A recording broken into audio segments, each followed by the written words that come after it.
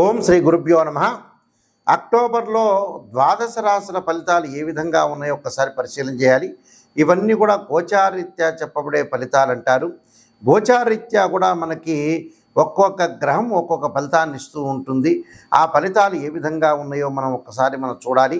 ముఖ్యంగా ఏ ఏ గ్రహాలు ఏ ఏ రాశుల్లో సంచారం చేస్తున్నాయి, ఎవరెవరికి బాగుంటుందనేది ముఖ్యంగా మన రాశి ఫలితాల ద్వారా మనం తెలుసుకుంటాం. వృషభంలో గురువు, మీనంలో రాహువు, కుంభంలో శని, కన్యలో కేతు, మిథున కర్కాటక రాశిలో కుజుడు, కన్యాతుల రాశుల్లో రవి బుధుల యొక్క సంచారం, తుల వృశ్చికంలో కూడా శుక్రుడు యొక్క సంచారం జరుగుతుంది. ఈ అక్టోబర్ నెలలో ద్వాదశ రాశుల వాళ్ళకి కొంతమందికి మంచి ఫలితాలు, కొంతమందికి చెడ్డ ఫలితాలు, శుభ అశుభ మిశ్రమాలతోటి కూడుకున్నది గోచారం. గోచారం అనేది సహజంగా ఏంటంటే వాళ్ళ రాశిని బట్టి మన నిర్ణయం చేయబడి ఉంటుంది. అందువల్ల కొంతమందికి మంచి చెడుల యొక్క మిశ్రమం ఏ విధంగా ఉంటుందో తెలుసుకుని దానికి కొన్ని పరిహారాలు చేసుకొని ముందుకెళ్తే మన లైఫ్లో ముందుకు వెళ్ళే అవకాశం అని ఖచ్చితంగా ఉంటుంది. సింహరాశి వాళ్ళకి ముఖ్యంగా చూసుకునేటట్టయితే మనకి కుజుడు అక్టోబర్ 21 వరకు లాభంలో ఉంటాడు. లాభంలో ఉండటం వల్ల భూ సంబంధమైన వ్యవహారాలు కానీ, కోర్టు సమస్యలు కానీ, అలాంటి రోగాలు తగ్గే అవకాశం ఉండటం, చదువు పట్ల కొంత ఆసక్తి భావన కలగటం, ఒకటి ఉద్యోగపరంగా అనుకూలంగా ఉండటం, అలాంటి రెవెన్యూ డిపార్ట్మెంట్లో పనిచేస్తున్న వ్యక్తులు కానీ, భూ సంబంధమైన వ్యక్తులు కానీ, రిజిస్ట్రార్లు కానీ, అలానే న్యాయవాదులు కానీ, రియల్ ఎస్టేట్ చేసే వాళ్ళందరికీ కూడా అక్టోబర్ 21 వరకు చాలా అనుకూలంగా ఉంటుంది. అక్టోబర్ 21 తర్వాత కొంత ఆరోగ్యం పట్ల శ్రద్ధ పెట్టడం చాలా మంచిది. అంటే వాహనాల మీద వెళ్ళేటప్పుడు కానీ, నీళ్ళ మీద వెళ్ళేటప్పుడు కానీ కొంత శ్రద్ధ పెట్టి ముందుకు వెళ్ళటం అనేది చాలా మంచిది. దీని తర్వాత మనకి ముఖ్యంగా చూసుకున్నట్టే గురువు ఇక్కడ మనకి దశమ స్థానంలో ఉన్నాడు. దశమ స్థానంలో గురువు వల్ల వృత్తిపరంగా అనుకూలంగా ఉంటుంది. మిశ్రమైన ఫలితాలు వస్తాయి. ఆర్థిక పరంగా నిలదొక్కుంటారు. గతం కంటే కూడా ఆర్థిక పరంగా వాళ్ళు నిలదొక్కునే అవకాశాలు ఎక్కువగా ఉంటాయి.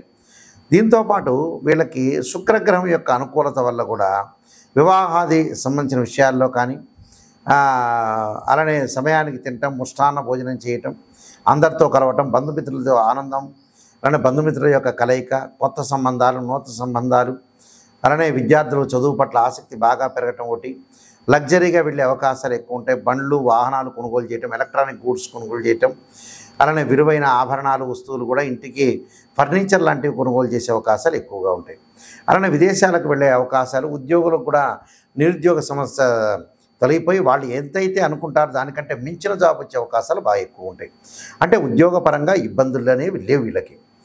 దాని తర్వాత రవి బుధుల యొక్క కలయిక వల్ల నూతన వ్యాపారాలు ప్రారంభం చేసి చక్కగా మంచి కిరాణా కానీ, వాటర్ ప్లాంట్ కానీ, అలానే ఏదైతే మిగతా వ్యాపారం ఐరన్ కానీ, ఇలాంటి వ్యాపారాలన్నీ కూడా నూతన వ్యాపారం చేసుకోవచ్చు. పార్ట్నర్షిప్ కూడా బాగా కలిసి వచ్చే అవకాశాలు ఉంటాయి. కాబట్టి కొన్ని కోపము ఆవేశం తగ్గించుకోవాలి. అక్టోబర్ 21 నుంచి కోపం ఆవేశం లేకుండా జాగ్రత్తగా ఆలోచన చేసి జీవితంలో ముందుకెళ్తే మనకు అనుకున్న పనులన్నీ కూడా నెరవేరే అవకాశాలు ఖచ్చితంగా ఉంటాయి. అంటే ఇవన్నీ కూడా వాళ్ళు సాధిస్తే చాలా మంచి పనులు జరిగే అవకాశాలు ఉంటాయి. కాబట్టి ఇవన్నీ తప్పకుండా మీరు ముందుకు వెళ్ళండి. స్త్రీలకు ఉన్నతమైన అభిప్రాయాలు కలిగే అవకాశాలు ఉంటాయి. విద్యార్థులు కూడా చదువు పట్ల ఆసక్తి బాగా పెరిగి ఏదో ఒక వృత్తి చేయాలి, ఏదో ఒకటి నేను చేపట్టాలనే ఒక ఆలోచనతో వాళ్ళు అన్వేషిస్తుంటారు. అన్వేషణ చేయడం వల్ల మంచి జరగటం అనేది జరుగుతుంది. కాబట్టి ఎలాంటి ఇబ్బందులు లేకుండా ప్రశాంతమైన వాతావరణంలో వాళ్ళు ముందుగా జరిగే అవకాశాలు ఎక్కువగా ఉంటాయి. అంటే ఇవన్నీ కూడా వాళ్ళకి జరుగుతుంటాయి కాబట్టి తప్పకుండా వీళ్ళకి మంచి జరిగే అవకాశాలు ఎక్కువగా ఉంటాయి. అంటే ఇవన్నీ ఏమో పెద్దగా ఆలోచన చేయొద్దండి. నేను చెప్పినట్టుగా అక్టోబర్ 21 తారీఖున కొంత ఆరోగ్యం పట్ల శ్రద్ధ పెట్టండి. ఆరోగ్యం పట్ల శ్రద్ధ పెడితే, వాహనాల మీద వెళ్ళేటప్పుడు శ్రద్ధ పెడితే మిగతావన్నీ కూడా వాళ్ళకి తగ్గే అవకాశాలు ఉంటాయి. కోర్టులో వేసేవాళ్ళు కూడా అక్టోబర్ 20 లోపలే మీరు కోర్టు పరిష్కారం చేసుకోండి. అక్టోబర్ 21 తర్వాత మళ్ళీ కొన్ని రోజుల పాటు కోర్టు పరిష్కారం కాకుండా పెండింగ్లో పడే అవకాశాలు ఎక్కువగా ఉంటాయి. నేను చెప్పినవన్నీ కూడా రెమెడీస్ చేయండి, మీకు మంచి జరిగే అవకాశం ఖచ్చితంగా ఉంటుంది.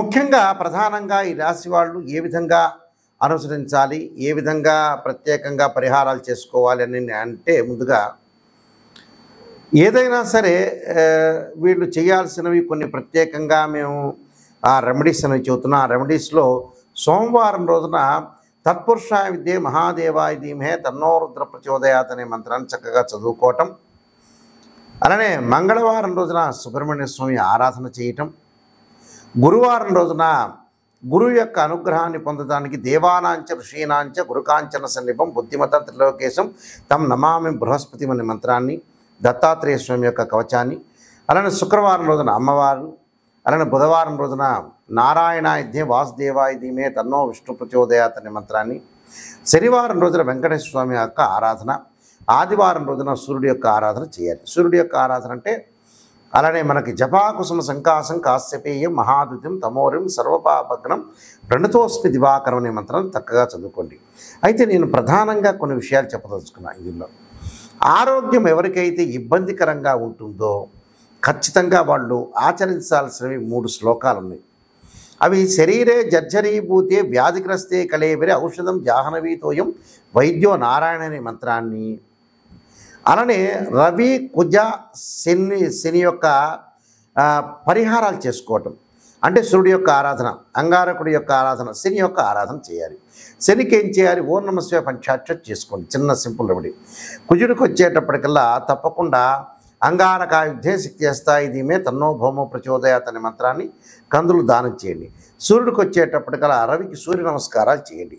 అంటే ఆరోగ్యం బాగుండాలంటే ఈ 3 చేయాల్సిందే. ధనం కలిసి రావట్లేదు గురువు గారండి, నాయకంటి గారు అని అంటే ధనానికి మంచి మంత్రం ఏంటంటే యక్షాయ కుబేరాయ వైశ్రవణాయ ధనధాన్యాధిపతే ధనం ధాన్యం సమృద్ధిమే దేహిమే దాపైస్వ అనే మంత్రాన్ని చదవండి. ఇది గురువుగారు చదవలేము అని చెప్తే ఓం కుబేరాయ నమః అని గురువారం రోజున గురు హోరలో కానీ ప్రదోషకాల సమయంలో సాయంకాలం పూట చదవండి. అలానే వివాహం కావట్లేదు, మా అమ్మాయికి అబ్బాయికి వివాహం కావట్లేదంటే ఖచ్చితంగా శుక్రవారం రోజున అమ్మవారికి రాజరాజేశ్వరికి కుంకుమార్చన చేయండి. ఆ కుంకుమార్చన కూడా తప్పకుండా కాత్యాయన విద్య కన్యాకుమార ధీమే తన్నో దుర్గ ప్రచోదయాత్ అనే మంత్రంతో కుంకుమార్చన చేయటం అనేది మంచిది.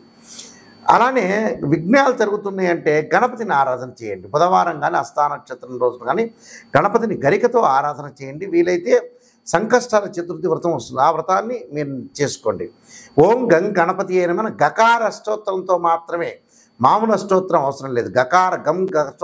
గం గకార అష్టోత్తరంతో మాత్రమే మీరు బుధవారం రోజున హస్తా నక్షత్రం గణపతిని ఆరాధన చేయండి.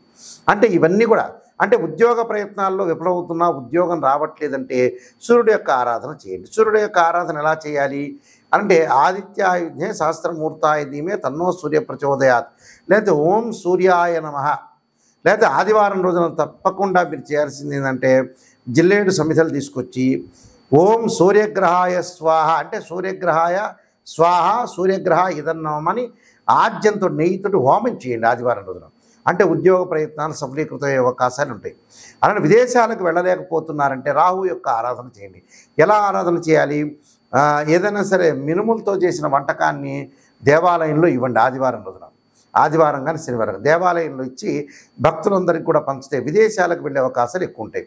మరి విద్యార్థులు ఎలా చేయాలి?